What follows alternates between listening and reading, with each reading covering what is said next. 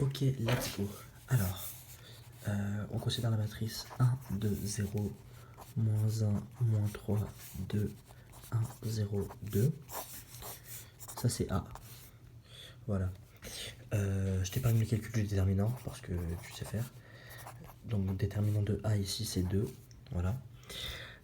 Donc, ce que tu vas faire, c'est déjà que l'inverse de A, donc A puissance moins 1, c'est 1 sur le déterminant. Ça, ça sera toujours vrai. C'est pour ça d'ailleurs que si le déterminant est égal à 0, il n'y a pas de la matrice inverse. La matrice inverse n'existe pas. Ok, c'est là que ça devient intéressant. Ici, dans ce petit cadre-là, tu vas devoir barrer la ligne et la colonne qui correspondent. Donc tu veux écrire un truc dans la première ligne, première colonne, tu barres première ligne, première colonne, et tu fais le déterminant de la matrice, de la petite matrice qui reste. Donc moins 3 fois 2, moins 0 fois 2, donc moins 6. Ici, même technique, même combat.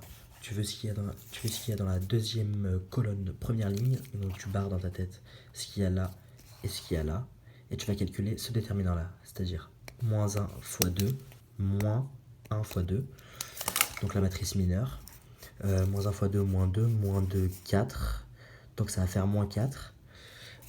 Bon, là tu continues de mettre des valeurs, en gros, tac, je vais marquer, je vais mettre quand même des lettres.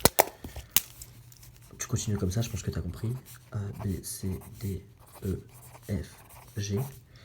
Et là, très important, c'était un moins 4, tu penses à inverser le signe de tous ceux qui sont comme ça.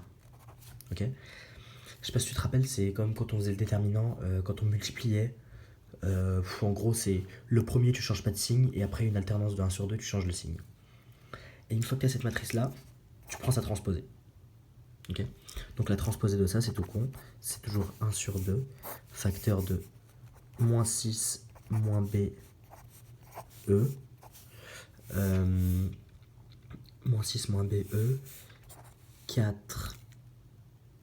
My bad. Si, c'est ça. 4C, moins F. Et A, moins D, G. Et voilà. Et ça, c'est la matrice inverse.